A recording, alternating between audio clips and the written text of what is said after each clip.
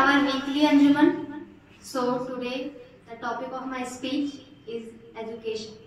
First of all, I would like to thank my principal who has given me this opportunity to speak in front of you. So can anyone tell me what is education? What is real education? हम लोग सोचते हैं कि education बस पढ़ ले लिख ले और दुनिया भर की तालीमी डिग्रियां हमारे पास आ जाए तो वो एजुकेशन है।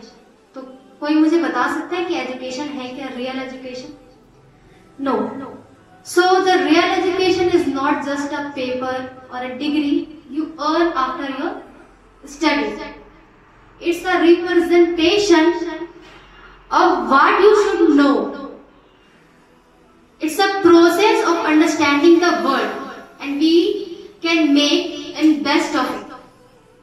And real education is what you can contribute whenever or whatever you call upon.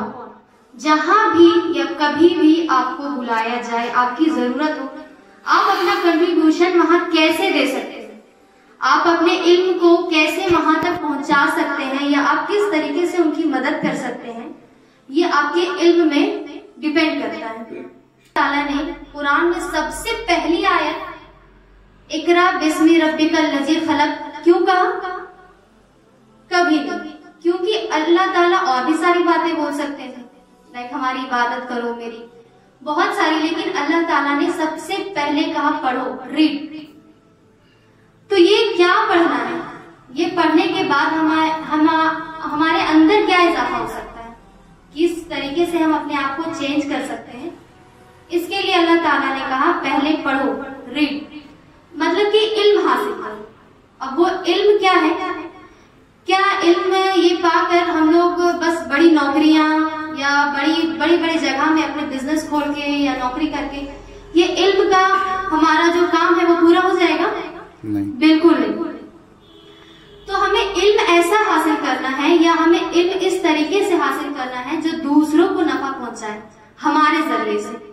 ये ना हो कि सिर्फ हम अपना प्रॉफिट देख रहे हैं कि हमने बहुत पढ़ लिया या बहुत आगे बढ़ गए तो हम अपना बिजनेस या अपना जो भी हमारा जॉब नौकरी हम अब उसी में आगे जा रहे हैं।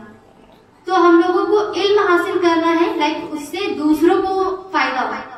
जैसे अगर हमने इल्म हासिल किया तो आज हमारे जरिए से बहुत सारे बच्चे पढ़ रहे हैं और ये एक सदका जारिया भी है।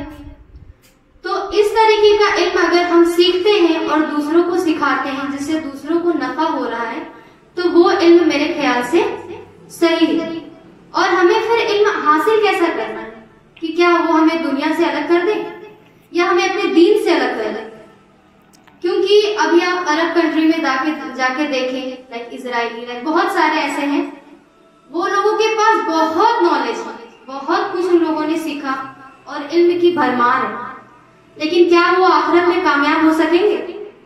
बिल्कुल नहीं, क्योंकि इल्म वो नहीं हासिल किए जो कहा गया, वो इल्म वो हासिल किए हैं जो दुनिया में सिर्फ उनको नफा पहुंचा सकता है।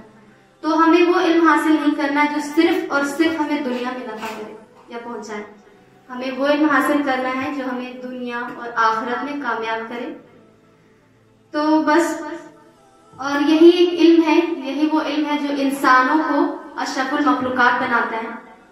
वरना अल्लाह के बहुत सारे मखलूकात हैं, उसमें अल्लाह ने सबको अशरफुल मखलूकात नहीं कहा, अल्लाह ने इंसानों को अशरफुल मखलूकात कहा, क्योंकि इल्म के जरिए इंसान के अंदर सोचने की समझने की शक्ति आती है कि हम किस तरीके से कुछ काम कर सकते हैं, किस तरीके से लोगों को अपने जरिए से फायदा पहुंचा सकते हैं, क्या सही है क्या गलत, difference between good and bad. ये कब आएगा? जब हम लोग सीखेंगे, पढ़ेंगे और इल्म हासिल करेंगे। ठीक है।